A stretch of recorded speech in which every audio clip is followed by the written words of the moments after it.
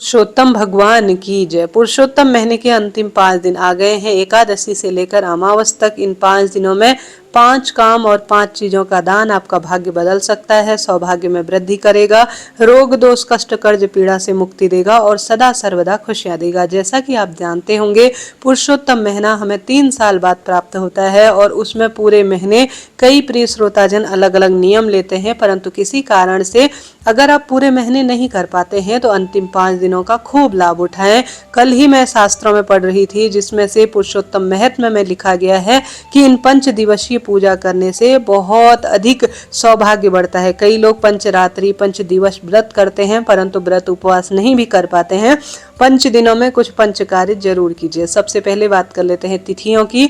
गुरुवार आज एकादशी का व्रत है। शुक्रवार अर्थात 12 जून को शुक्र प्रदोष व्रत किया जाएगा। 13 जून को ऑनलाइन मासिक शिवरात्रि पूजा होगी और सामान्य रूप से भी हम पुरुषोत्तम मासिक शिवरात्रि शनिवार की पूजन करेंगे। श्राद्ध अमावस्या अर्थात पितृ कार्य अमावस्या 14 जून रविवार के दिन रहेगी। 15 जून सोमवती अमावस्या रहेगी और 15 जून को सूर्य भगवान मिथुन राशि में प्रवेश करेंगे और मिथुन संक्रांति के रूप में यह जानी जाएगी। तो इन 5 दिनों की महिमा ना शिव नारायण और पितृ पूजा के लिए कहा गया है। तो कैसे इन 5 दिनों को सार्थक करें, आइए जानते हैं।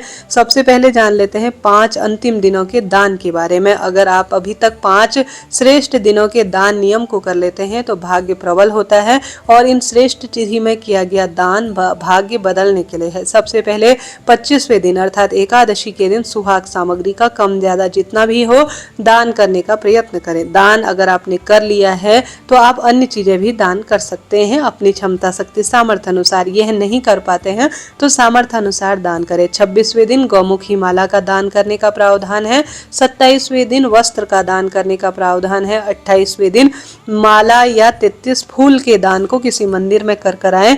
29वें दिन कांसे के पात्र में, जैसे कि अमावस है उस दिन, तो आप सभी उस दिन कांसे के बर्तन में लाल वस्त्र, इलायची, लौंग और मालपुए इन चीजों का दान करते हैं तो बहुत ही शुभ माना जाता है।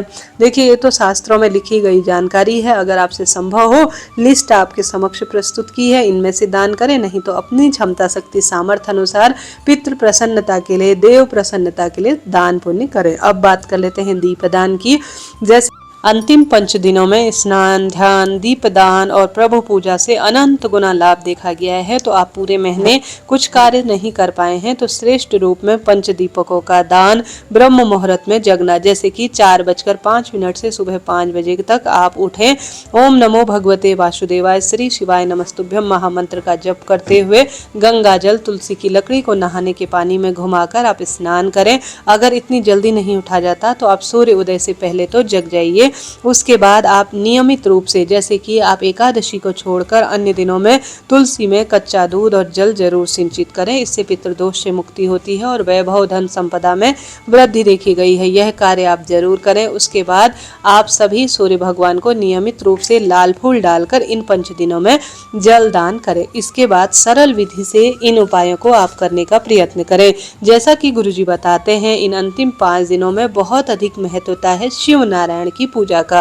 अब पंचदेवता शिव पंचायत के रूप में शिव जी के आसपास ही विराजमान है। अपने घर के मंदिर में या महादेव के मंदिर में कहीं भी जाकर आप एक लाल फूल, एक सफेद फूल, एक बेलपत्र आप अपने हाथ में ले। एक लाल फूल, एक सफेद फूल, एक शमी का पत्ता और एक बेलपत्र, इन 4 चीजों को अपने हाथ में ले। शिव नारायण का नाम लेकर, कांता चक्र भगवान का नाम लेकर इन 5 दिनों में आप नियम बना लीजिए कि अपने घर के मंदिर में जो भी शिवलिंग विराजमान है उस स्थान पर अशोक सुंदरी माता का स्थान है। इन 5 दिनों में रोज आप इन 4 चीजों को चढ़ाएं, सफेद फूल, लाल फूल और बेलपत्र और जो है शमी का पत्ता। तो यह सबसे पहला आपको कार्य करना है। शिव नारायण और कांता चक्र भगवान का ध्यान आप जरूर करें। तो यह पहला आपको उपाय करना है। दूसरा सरल उपाय जो आप कर सकते हैं वह है 33 की संख्या में दीपदान।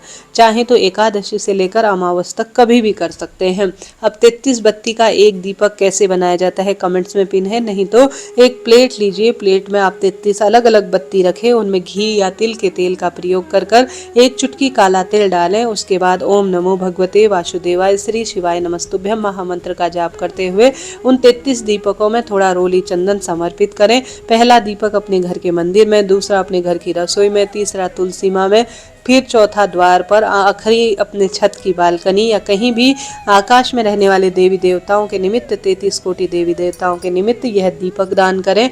उसके बाद अपने बालकनी में के साथ साथ अपने घर के चौराहे, पीपल, आंवला, बड़, किसी जो है गौशाला में और साथ के साथ पवित्र नदी के तट पर और शिव नारायण मंदिर, देवी मैया के निमित्त, चंद्र देवता के निमित्त, कुल मिलाकर सुनसान स्थानों पर, इन स्थानों पर अंतिम 5 दिनों में किया गया दीपदान 33 की संख्या में या किसी भी स्वरूप में अनंत गुना लाभ देता है। तो आप अभी तक 33 चीजें दान नहीं कर पाए हैं या 33 दीपदान नहीं कर पाए हैं तो इन दिनों में दान करें। 33 मालपुआ दान करने का भी खूब प्रावधान है। कहा जाता है इन अंतिम 5 दिनों में सदाचारी ब्राह्मण को भोजन घर पर करवाया जाए या अपनी इच्छा अनुसार एक एक समय का भोजन, जैसे एक दिन आपने एक समय का भोजन, दूसरे दिन दूसरे स्वरूप का भोजन आप सूखे अनाज के रूप में भी अपने घर पर रखकर अंतिम अमावस के दिन इन सब दान की महत्वता, जैसे हम पंडित जी को भोजन जिमाते हैं ना, घर पर भोजन आप नहीं खिला पाते तो उतना सूखा अनाज रोज आप 5 दिनों तक रखते हैं और एक दिन इसे दान कर कर आते हैं तो पूरे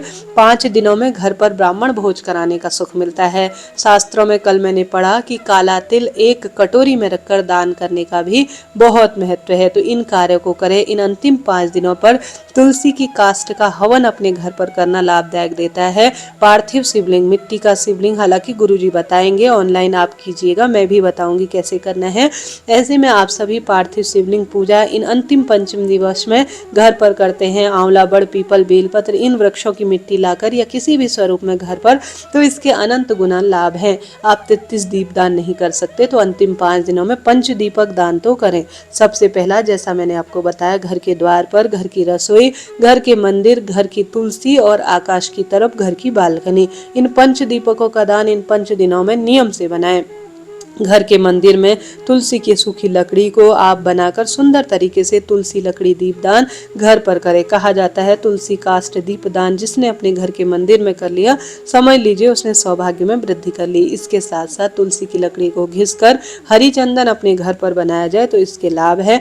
इन अंतिम पंचम दिवस में आप तुलसी, आंवला, बड़, पीपल, बेलपत्र वृक्ष की जड़ों में खूब सुंदर जलदान की महत्वता को दर्शाते हुए गंगा जल और जल समर्पित करें। साथ ही इन अंतिम 5 दिवसों में जितना दान पुण्य करते हैं, जितना श्रेष्ठ कर्म करते हैं, उतना आपको फल मिलता है, ऐसा शास्त्र वर्णन कहता है। साथ के साथ इन अंतिम 5 दिवसों में किसी एक दिन तुलसी की मंजरी की माला या तुलसी पत्र की माला लाल या पीले धागे में बनाकर 11, 21 जितनी भी संख्या में हो तुलसी की माला अपने हाथों से तैयार कर धागे से भगवान के नाम मंत्र का जाप करते हुए अपने घर के मंदिर में श्री नारायण को जरूर से समर्पित करें। इसका खूब लाभ है जी, भाग्य प्रबल होता है और सौभाग्य बढ़ता चला जाता है। इसके साथ साथ एक पीपल का पत्ता 100 ब्राह्मणों की साक्षी कराता है। रोज नियम बना लीजिए इन अंतिम 5 दिनों में शिव नारायण का ध्यान करते हुए, क्योंकि माता लक्ष्मी ने स्वयं आंवला वृक्ष की पूजा की थी, क्योंकि आंवला एक ऐसा पौधा है जिसमें शिव और नारायण दोनों का वास है।